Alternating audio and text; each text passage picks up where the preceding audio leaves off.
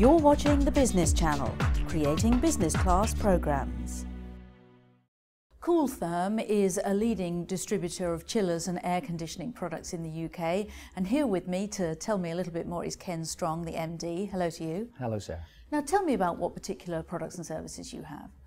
We provide a water chilling plant for large commercial buildings in the UK, but the particular type of chiller that we offer is extremely energy efficient and can save up to 50% energy and carbon. It's different because it doesn't have any oil at all. Most traditional chillers have oil. A Turbomiser chiller has no oil whatsoever. It's also got magnetic bearings. The compressor runs in a magnetic field, so it's extremely efficient. The other components on the chiller have all been individually selected for their highest efficiency, which makes the entire package a very efficient chiller plant. Now, how does your product help people to reduce their carbon emissions and to create lower carbon buildings? It's basically down to the energy it consumes.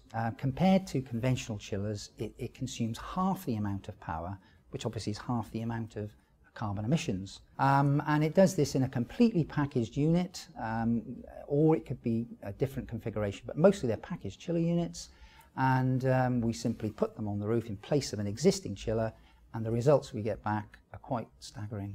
50% savings is pretty good. Now, looking at the products that you have, how do you think that our buildings are going to be different in, say, 5 to 10 years' time? Well, naturally they will be more efficient, not just with chillers, but with other components within the building itself. But I believe that owner-occupiers of these buildings are going to be a lot more choosy on where they want to operate from. They're going to start asking questions about, is the building I'm moving into an energy-efficient building? And the ones that aren't energy efficient may get left behind. How do you think you can facilitate CIBSE members trying to reach the objectives of their work, reducing energy costs and reducing carbon emissions?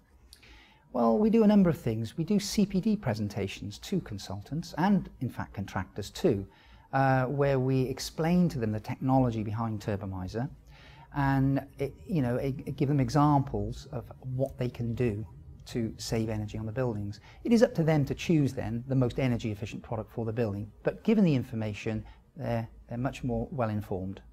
Have you got any particular case study examples of your work and what reductions and savings you've made? Yes, indeed. There are two that I could cite. One was Colt technology, and they replaced 6 chillers, each at 300 kilowatts each. And they saved, in terms of financial savings, they saved £173,000 in 1 year.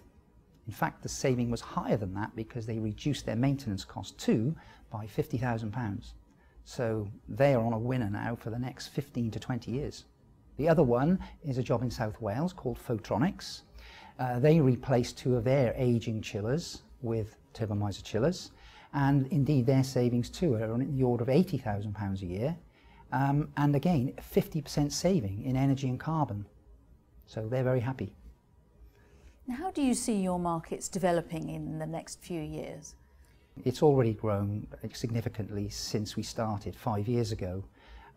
It's basically increased by 25% year on year in terms of our Turbomiser sales.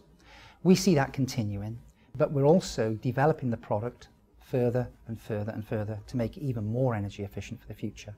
Most chiller plants contain a refrigerant of some kind or another. The 2 main ones are R22 and R134A. There's a new refrigerant just coming in and will be available in Turbomiser this year. To put things into perspective, the GWP of an R134A chiller is 1300. The GWP of the new refrigerants is 6.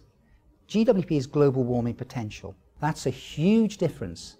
So I think that this is the next stage in the development of not just Turbomisers, but all chillers. Now, in creating a low-carbon workplace, do you think that refurbs and retrofits are the most realistic option?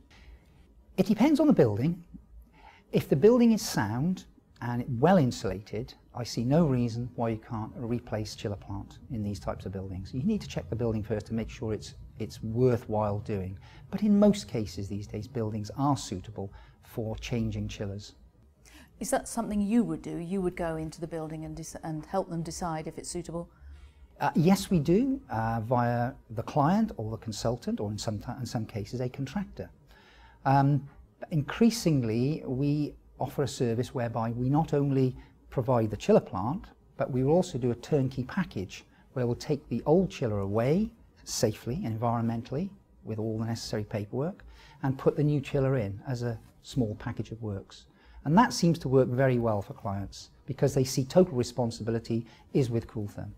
Now, based on your own experience of clean air technology, are there any lessons you would pass on to someone who's thinking about changing their cooling or heating?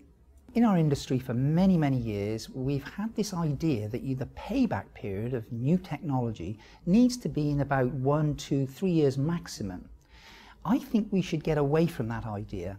And the reason is the life of the equipment is 15 to 20 years. So why would you be considering this small portion of time? If you make the wrong decision and you put a low-cost, low-efficient chiller in because it didn't pay back in 4 years, you've condemned the building to 15 to 20 years of high energy costs and high carbon. And that, in my view, is the wrong thing to do. Having said all that, Turbomiser chillers that have been installed in the last 5 years, the payback is generally less than 2 years. Now, what do you think that the government could or should be doing to help enable a low-carbon economy? I believe the government should incentivise people. Give them tax breaks or incentives for the long term to enable them to choose high efficiency equipment instead of low efficiency equipment. Because in doing that then, that will make the decision makers much more confident about the future. And, you know, conversely, maybe if somebody chooses a very poor, inefficient piece of equipment, then maybe they should pay a tax burden to it. I mean, we do the same thing with company cars, don't we? You choose a company car, you pay less tax on a car that's low emissions. Why not with cooling plant? Ken Strong, MD of Cool-Therm, thank you very much. Thank you.